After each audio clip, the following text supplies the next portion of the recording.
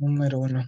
Compara las características de las áreas culturales de Oasis América, Aridoamérica y Mesoamérica. Ten en cuenta los siguientes criterios: ubicación geográfica, rasgos culturales, características poblacionales, nombre de las culturas representativas. Ubicación geográfica, Oasis América. Se ubica en parte de los territorios actuales de Arizona, Nuevo México y California de los Estados Unidos y Sonora y Chihuahua en México. Aridoamérica.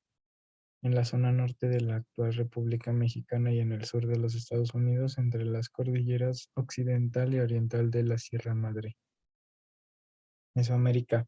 Su límite norte comienza en el río Sinaloa, en Sinaloa bajando hasta la cuenca Lerma como en forma de U, y va subiendo nuevamente hasta llegar al río Soto, La Marina, en Tamaulipas. El límite sur va desde el río Ulúa, en Belice, cruzando por los ríos de Nicaragua hasta la península de Nicoya, Punta Arenas. Rasgos culturales, Oasis América. La ciudad de Paquime, o casas grandes, una extensa ciudad elaborada de adobe. Aridoamérica, grupos nómadas de cazadores-recolectores. Mesoamérica, se convirtieron en estructuras más complejas y esto condujo a su vez a la especialización, la división social con campesinos, sacerdotes, guerreros, artesanos, comerciantes, guerreros, artesanos y linajes de nobles y el surgimiento de ciudades-estado. Características poblacionales. Oasis América. Dependieron cada vez más de la agricultura y adoptaron también varias prácticas culturales del sur. Aridoamérica. Los pueblos de Aridoamérica habitaban cuevas y se alimentaban con nopales, agaves y bellotas. Sobrevivían consumiendo la fauna y flora del desierto en lo referente a instrumentos. Utilizaban hachas, metales de laja, martillos de piedra y arcos con flechas para cazar. Mesoamérica. Domesticación de plantas domésticas de animales. Comercio a largas distancias, juego de pelota, uso del calendario, etc. Nombre de las culturas representativas. Oasis América, la Nasazi, la Jojocam y la Mogollón. Aridoamérica. Acache, Caxcan, Cochimi, Capa, Huachichil, Gamare, Gaicura, Guarijo, Huichol, Umiay, Mogollón, Opata, Jojocam, Paipai, Perico. Mesoamérica. Los olmecas, chichimecas, totonaca, tlaxcalteca, zapotecas, teotihuacanos, mayas, mixtecas, totonacos, toltecas, huastecas, purépechas y aztecas. Número 2. Menciona las cara- características económicas. Se incrementó el comercio interior y exterior basado en la exportación de lanas y se desarrolló también la industria. Se reorganizó la hacienda. Características sociales. Todos los nobles que causaban daños a los pueblos y desobedecían las decisiones de los reyes eran sometidos a la autoridad real, y aunque perdían su poder político, continuaban teniendo grandes riquezas e influencias. En los campos se creó una especie de policía rural llamada la Santa Hermandad, que vigilaba y protegía a la comunidad. La situación de los campesinos mejoró cuando se resolvió el problema de los payeses de remensa, mediante la sentencia arbitral de Guadalupe que otorgaba la libertad a los payeses e indicaba que podían permanecer en los campos con arrendamientos de larga duración y transmitirlos a sus herederos. Se crea la Inquisición. Características culturales. Se formó una unidad religiosa en torno al cristianismo con el objetivo de brindar cohesión y fortaleza al Estado. Ello implicó las medidas siguientes. Se aplicó una rigurosa reforma a las órdenes religiosas para que cumplieran estrictamente las reglas del cristianismo. Se crearon la Inquisición y el Patronato Regio. Los dos núcleos no cristianos eran los judíos y los musulmanes. Muchos judíos se convirtieron al cristianismo para evitar ser señalados socialmente, pero se sospechaba que seguían practicando el judaísmo y se les llamaba marranos. Para averiguar quiénes de estos conversos judaizaban, los reyes católicos crearon el Tribunal de la Inquisición y autorizaron a los reinos a nombrar inquisidores. Número 3. Narra los hechos más significativos de la independencia. En septiembre de 1810 se inició en Guanajuato un levantamiento armado en contra de los españoles.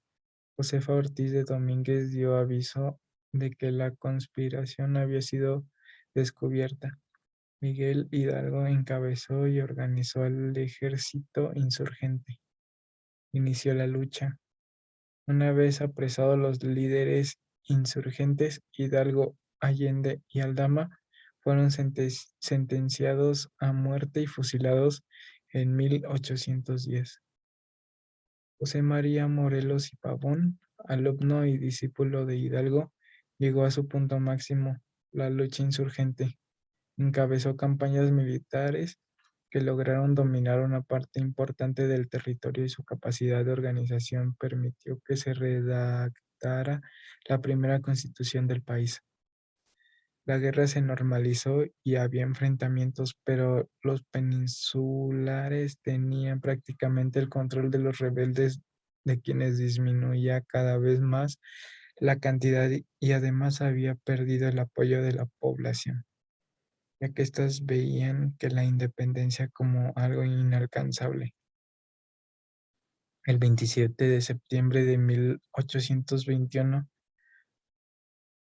11 años después del Grito de Dolores, se logró la independencia de México.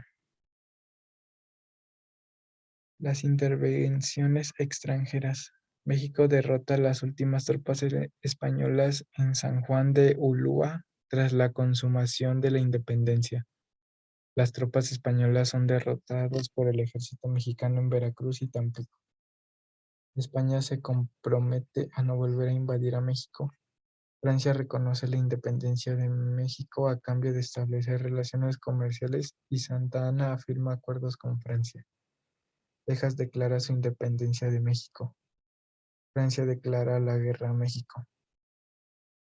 Estados Unidos anexa Texas a su territorio y Estados Unidos declara la guerra a México. Santa Anna vende a Estados Unidos el territorio de la Mesilla por 2 millones de pesos, de los cuales solo se cobró uno y México le cede más de 2.400.000 kilómetros cuadrados.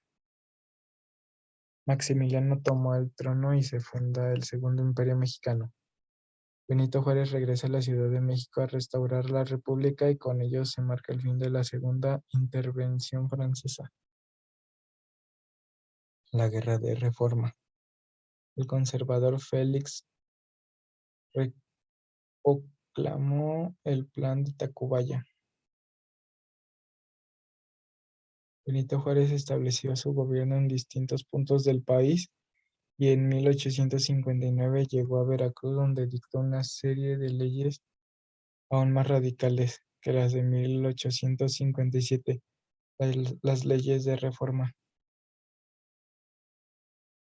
Comonfort trató de reconciliar con los conservadores, encarceló a Benito Juárez y al no conseguir restablecer en el poder abandonó el país. En las leyes de reforma de 1859, Juárez consolida lo proclamado en la Constitución de 1857. con una postura más radical ante la separación de la Iglesia y el Estado. La instauración de la República restaurada. Después de años de lucha, el 15 de julio de 1867 en la Ciudad de México se instauró el gobierno de la República. Juárez inició la estructuración del gobierno liberal y convocó a elecciones para elegir presidente, diputados y miembros de la Suprema Corte en agosto de 1867. El triunfo de Juárez causó inconformidades entre la población, pues algunas personas aseguraron que en realidad era Porfirio Díaz quien había obtenido la mayoría de votos en las elecciones, lo que causó revueltas. El Congreso de la Unión eligió al presidente y el 12 de octubre de 1871 nombraron presidente a Benito Juárez. 18 de julio de 1872, Benito Juárez murió a causa de una enfermedad, por lo que Lerdo de Tejada quedó como presidente interino. Un poco después, en noviembre de 1872, fue electo por mayoría absoluta. El 10 de enero de 1876, los porfiristas promulgaron el Plan de Tuxtepec, en el que defendía el principio de la no reelección, con el fin de evitar que Lerdo de Tejada asumiera de nuevo la presidencia. Las batallas no cesaron y el 20 de mayo de 1876 los porfiristas fueron derrotados en Nuevo León. Finalmente, el 5 de mayo de 1877, Porfirio Díaz asumió la presidencia.